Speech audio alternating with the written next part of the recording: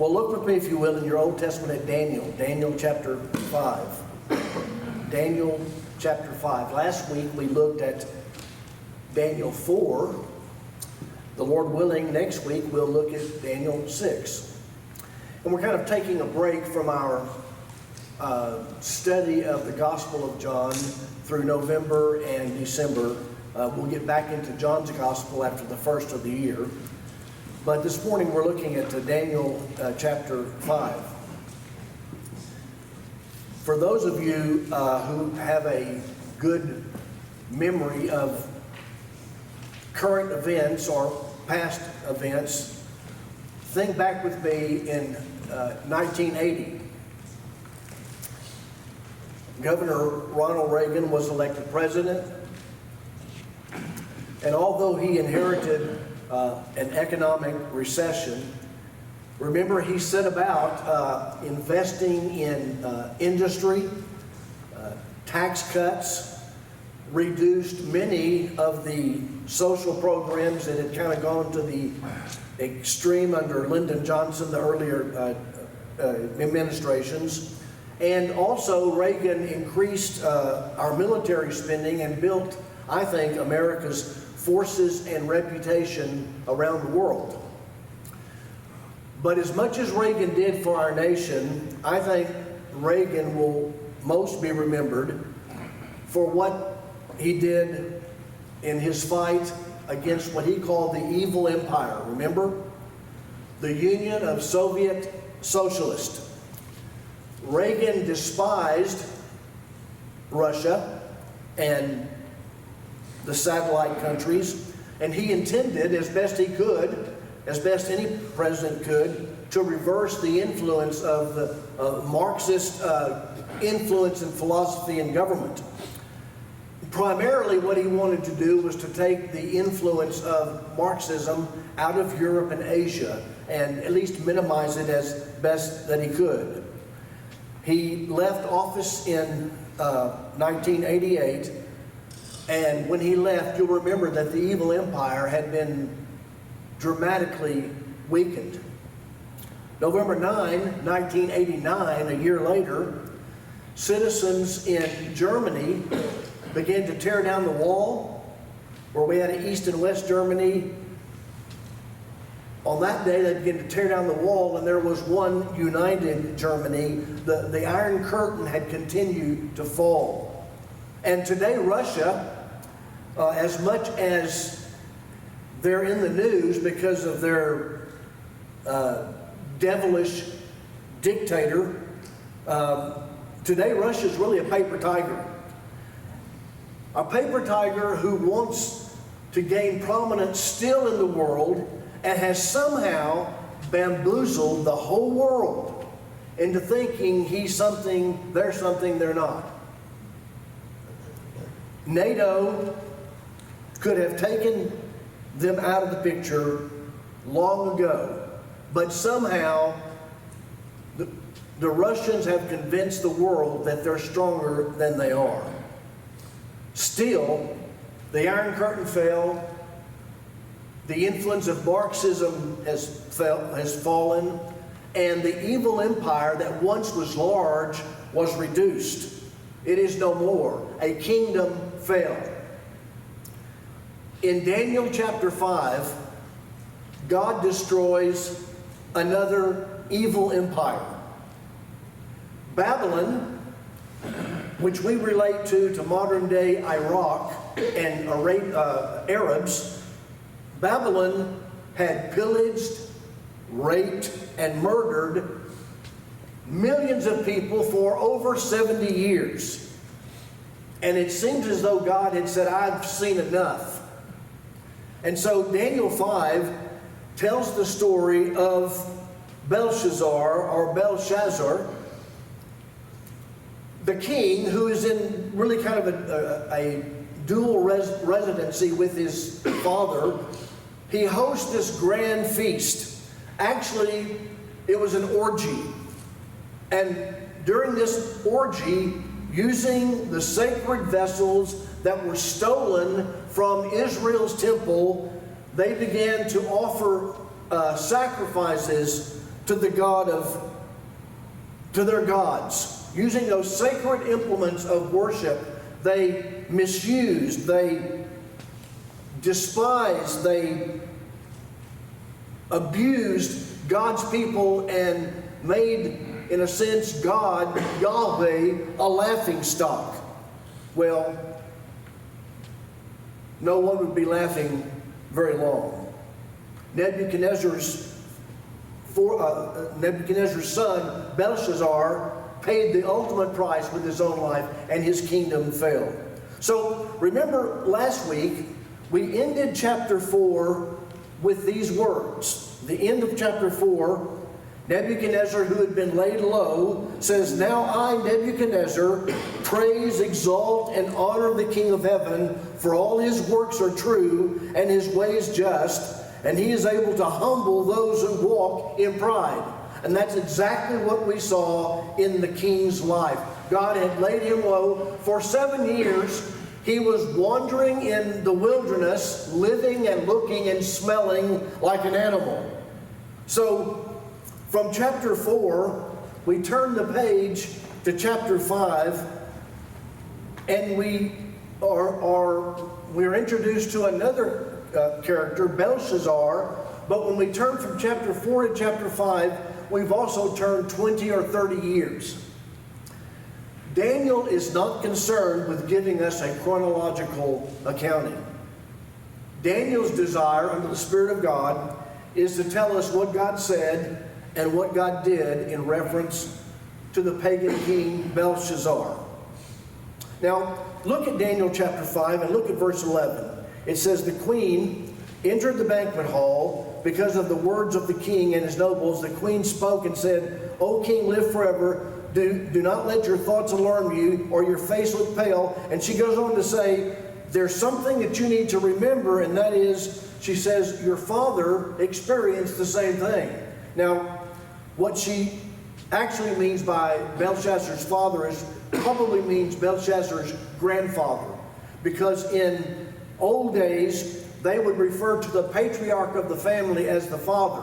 So you might have a grandfather several generations down the line, and you still called him your father.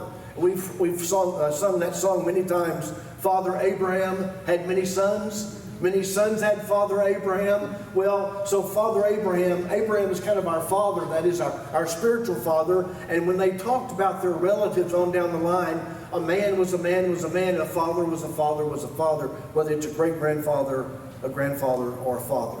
So here is then the lineage coming from Nebuchadnezzar now to this guy named Belshazzar, and also his father, Nabonidus. So the ancient writers all suggest to us that Nabonidus shared, I know this is a lot of history, don't phase out on me. I got to give you this history, whether you like it or not, right? This is like your medicine. So I'm giving you a little bit of history so you can get a context of what we're talking about. Belshazzar was the child of Nabonidus. And Belshazzar ruled with his father Nabonidus.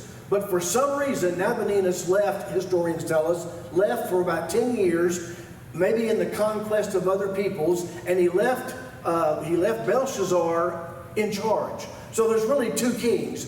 But Belshazzar is the younger, the stronger, and probably the more foolhardy of the two. And so it is now God dealing with Belshazzar in his pride and all that he's doing.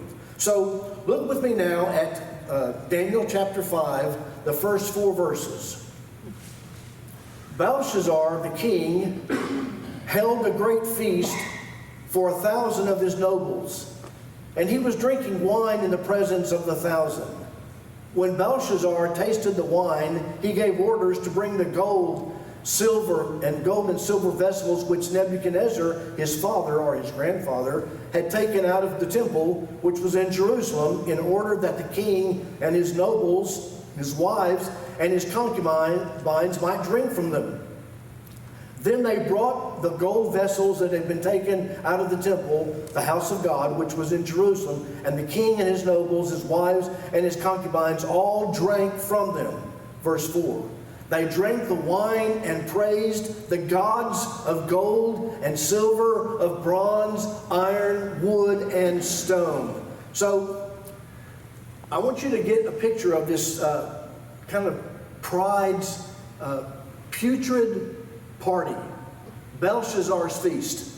It is a feast, but it's actually an orgy. And Sue was asking yesterday, well, why would it be called an orgy? Well, the Bible doesn't tell us that, though. We can kind of read between the lines what's going on. But there was a historian that was contemporary in that time, and his name was Xenophon. Who would name their son Xenophon, right?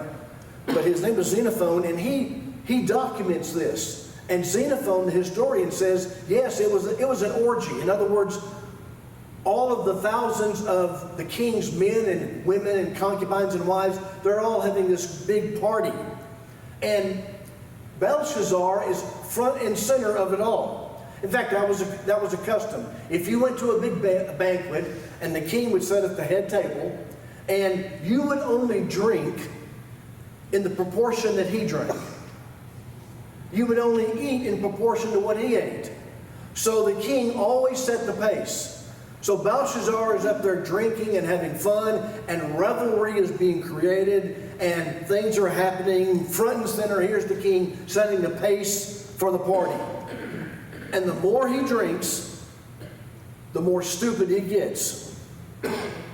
Proverbs 21 says, wine is a mocker, intoxicating drink a brawler, and whoever is intoxicated by it is not wise. Well, we've all been around drunks. Maybe we've been a drunk. And the whole time that we think that we're being funny or creative, we're probably being pretty stupid. And Belshazzar is drinking and drinking, and the more he drinks, the more intoxicated he gets. And you know, stupid is as stupid does. He brings out the precious cups of the Jewish temple. These had been robbed from the temple some probably 70 to 80 years before by Nebuchadnezzar. And now his grandson brings these out, and they begin drinking out of them. And while they're drinking out of these special cups, these cups that were dedicated to Yahweh, now they're dedicating their worship to the gods of, what does it say? Gold, silver, bronze, iron, wood, and stone. So it's kind of like the Olympic Games, except they add a few more medals. But there was something else going on. And we can't see it here, but we see it down in verse 30 and 31. Look at it. There's something else going on. That same night, Belshazzar, the Chaldean king, what? Was killed. So Darius the Mede received the kingdom at about the age of 62. Now this is important.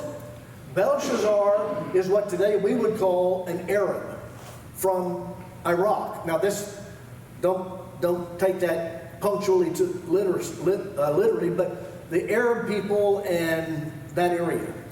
But now Darius is a Persian from Iran.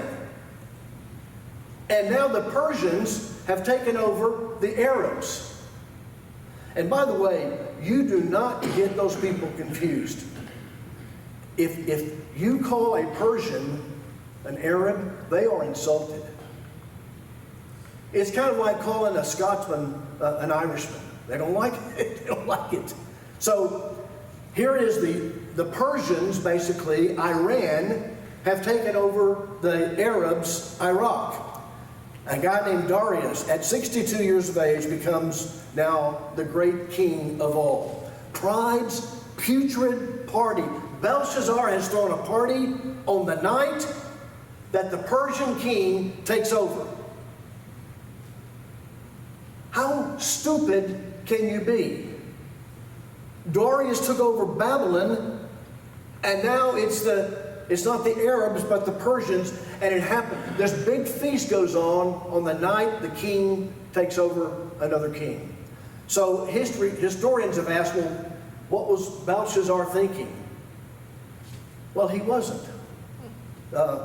Isn't that what drinking and all of that does to you? You've been there. We think we think straight, but we don't. And besides, if you're filled with pride, look how wonderful I am, what's going to stop you?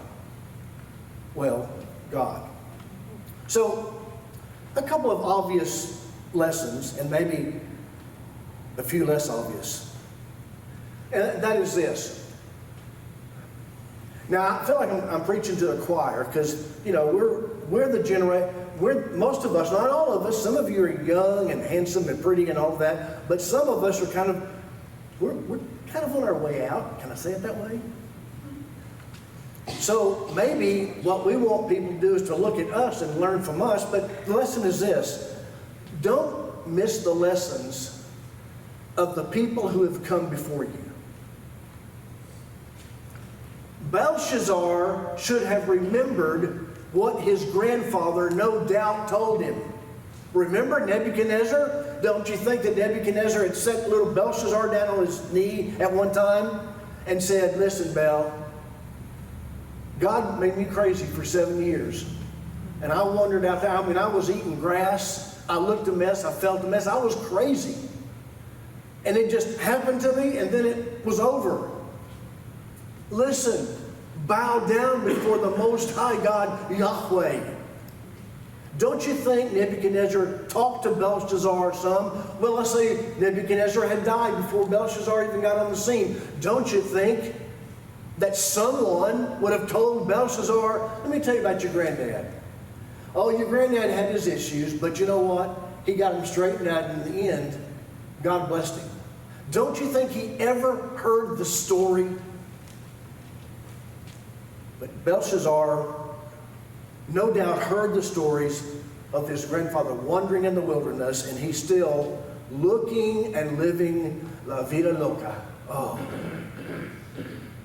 Belshazzar was clueless. He was so full of himself, and wine probably, that he was just setting himself up and his nation for a fall. The other lesson I want you to see is this. We talked about this on Wednesday night. By the way, we had a large group of people on Wednesday evening. It was great to discuss some of these things. And we talked about the fact that, yeah, morality in leadership does matter. It does matter. And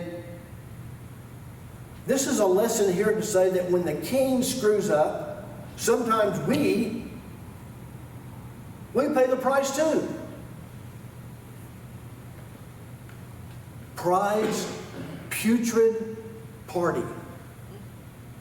I want you to look secondly at prophetic intervention. And this is verses 5 through 12.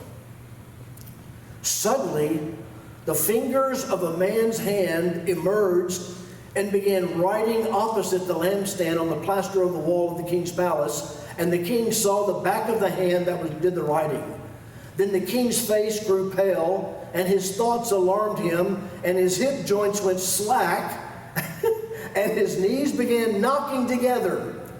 The king called aloud to bring the conjurers of the Chaldeans and the diviners. The king spoke and said to the wise men of Babylon, any man here who can read the inscription, that is what the hand wrote, and explain its interpretation to me will be clothed with purple and have a necklace of gold around his neck and have authority as the third ruler in the kingdom, the third ruler being behind me and my father. Then, verse 8, all the king's wise men came in, but they could not read the inscription nor make known its interpretation to the king. Then King Belshazzar was greatly alarmed.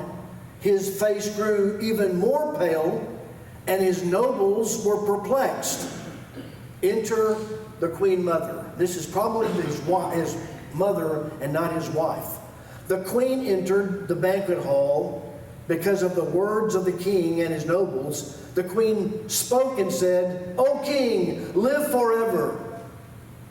Do not let your thoughts alarm you or your face be pale. There is a man in your kingdom in whom is a spirit of the holy gods, and in the days of your father, illumination, insight, and wisdom, like the wisdom of the gods were found in him. And King Nebuchadnezzar, your father, or your grandfather, your father, the king appointed him chief of the magicians, conjurers, Chaldeans, and diviners.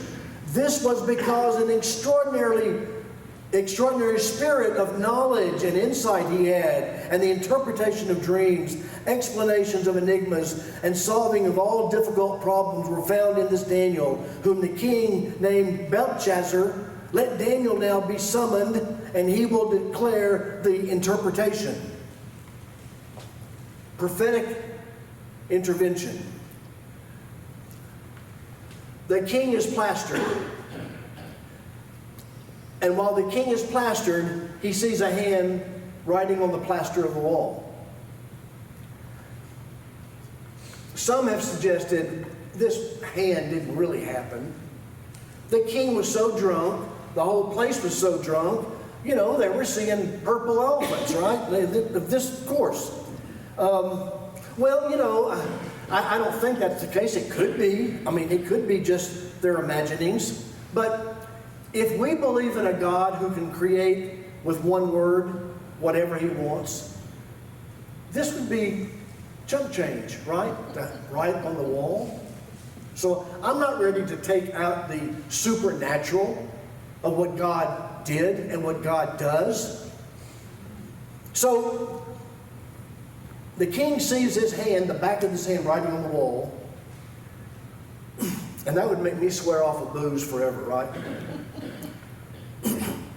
And verse 6 says, the king's face became pale, and his thoughts were alarmed, and his hip joints loosened, and his knees began knocking. And I thought when I read that, Elvis Presley, I'm all shook up. Yeah, that's the way my mind works. The king gets woozy. Remember years ago, President Bush Sr., he was at a banquet in Japan, and around this big table, and our president, and I loved him, but our president, he got sick, remember? And they had the camera on him, and he's going, he falls over, and then he loses all of his sushi. That's kind of what happened here.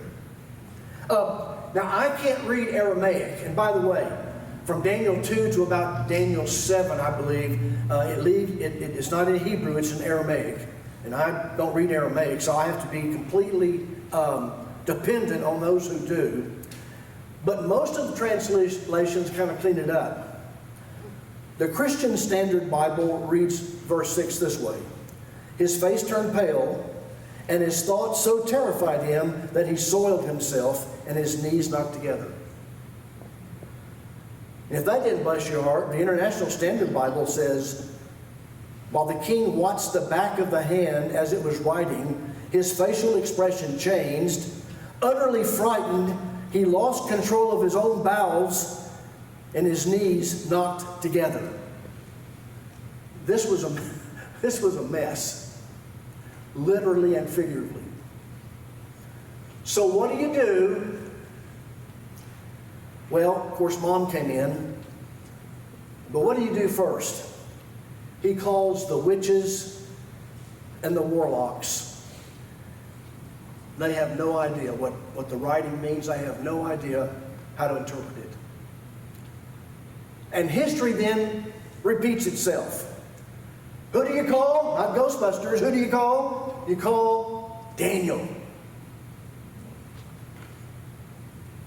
In verse 9, the Queen Mother gives her son some advice. She pays proper respect to him. O king, live forever. Do not let your thoughts alarm you or your face be pale. And then she says, Daniel, king, there is a man in your kingdom. who's the wisest of all, and who can do what other people do not have the ability to do.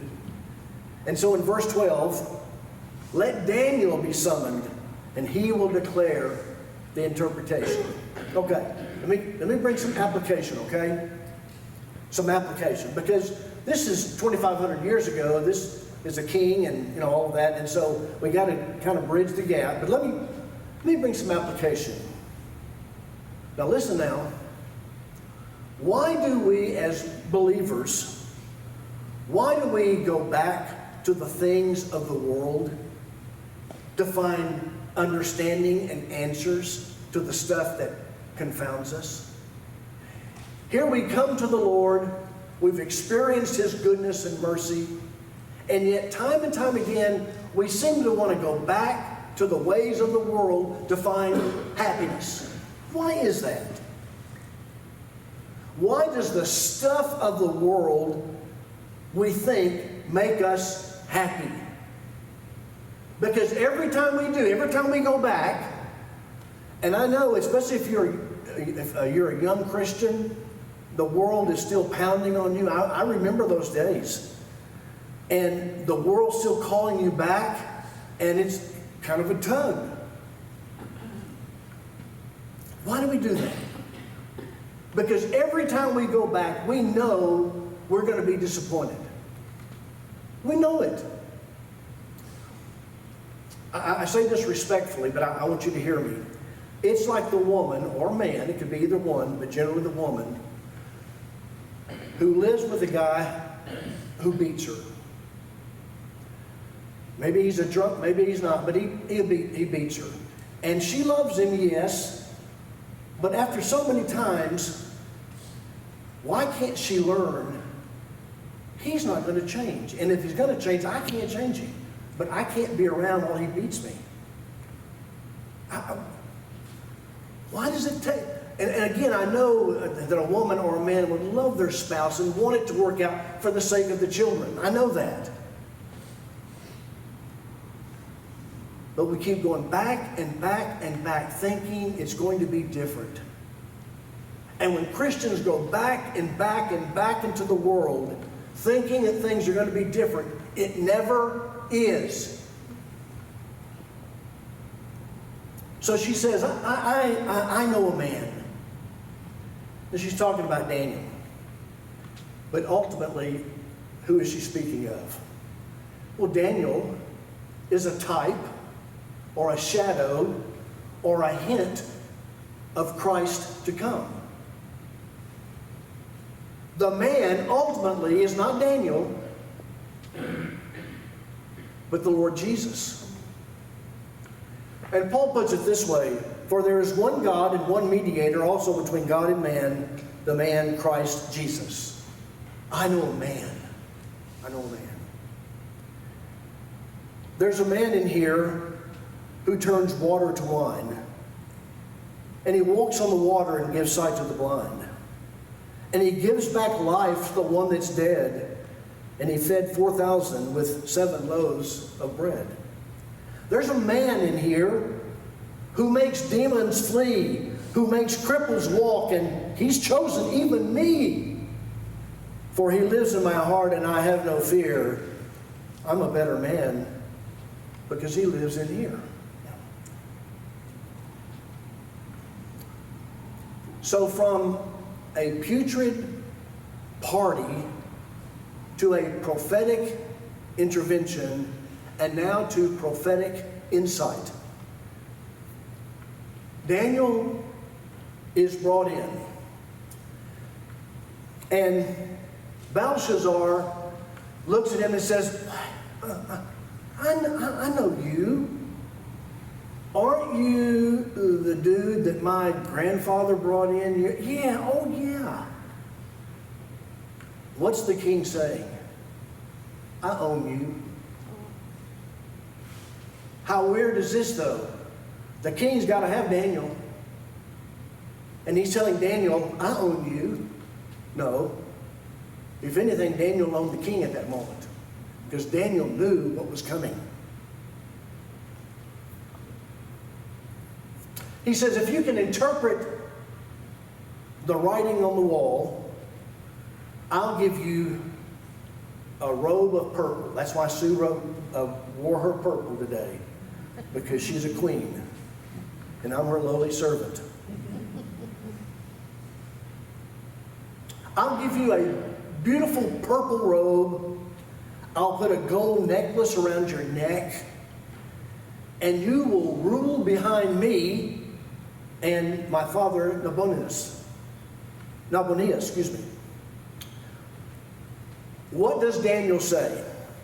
Look at verse 18. O King, the Most High, God granted sovereignty, grandeur, glory, and majesty. Excuse me, go back to verse 17. Then Daniel answered and said, before the king, keep your gifts for yourself, or give your rewards to someone else. However, I will read the inscription to the king and make the interpretation known to him. O King, the Most High, God granted sovereignty, grandeur, glory, and majesty to Nebuchadnezzar your father. And because of the grandeur which he bestowed on him, all the peoples, nations, and men of every language feared and trembled before him. Go down to verse 20. But when his heart was lifted up, his spirit became so proud that he behaved arrogantly. He was deposed from his royal throne, and his glory was taken away from him. Verse 21. He was also driven away from mankind, and his heart was made like that of beasts, and his dwelling place was that of a wild donkey. He was given grass to eat like cattle, and his body was drenched with the dew of heaven, until he recognized what?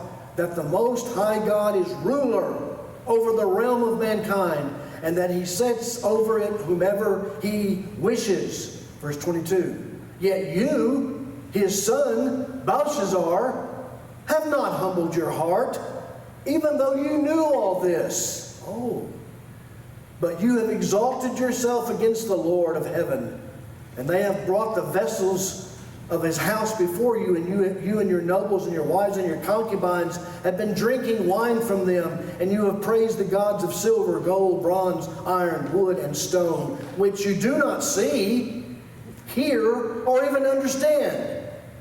But the God in whose hand are your life breath, and his ways you have not glorified. So Daniel basically says, King, keep your gifts. I don't want them. My God is not for sale. And then he says, I have a few things to say. And he tells the king how the cow ate the cabbage. He says, Belshazzar, you should know of all people. Look at your grandfather.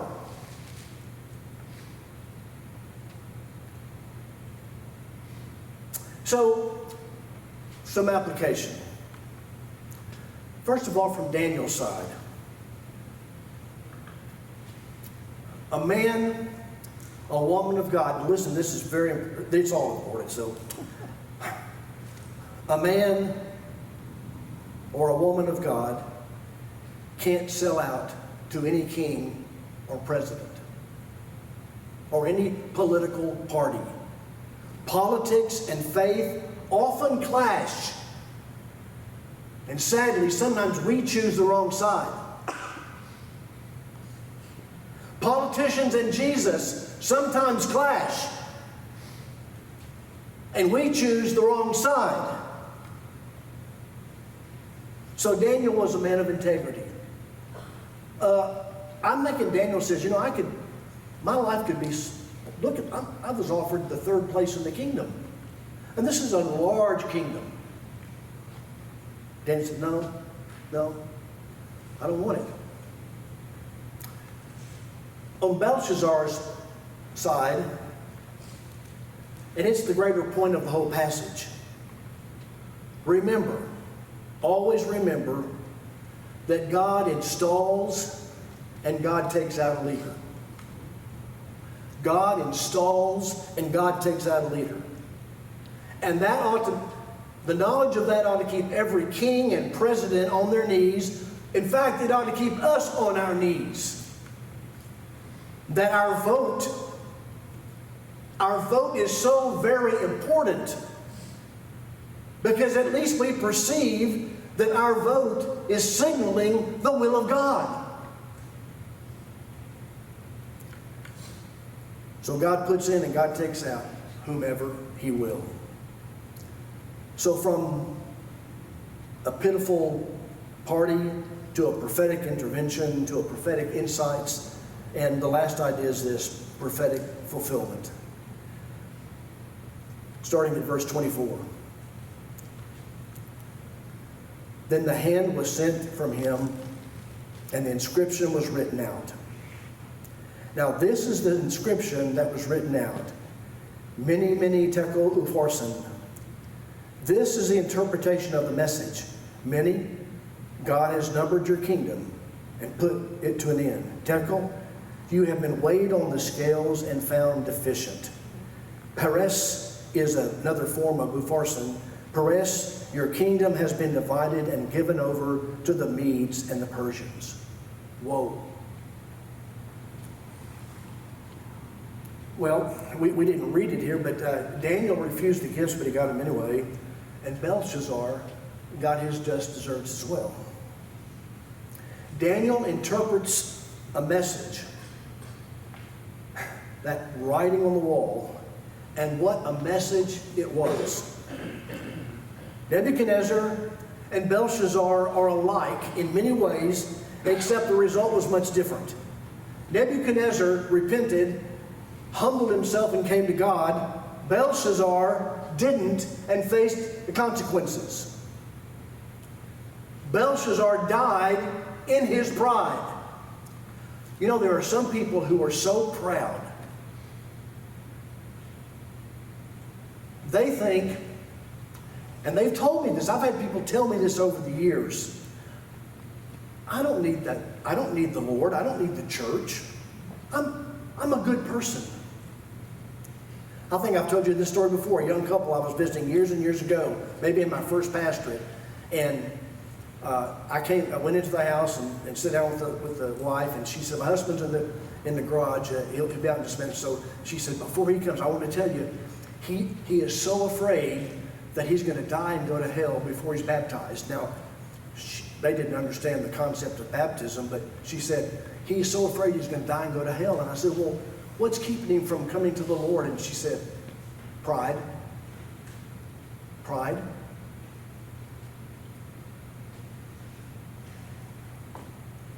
Nebuchadnezzar repented.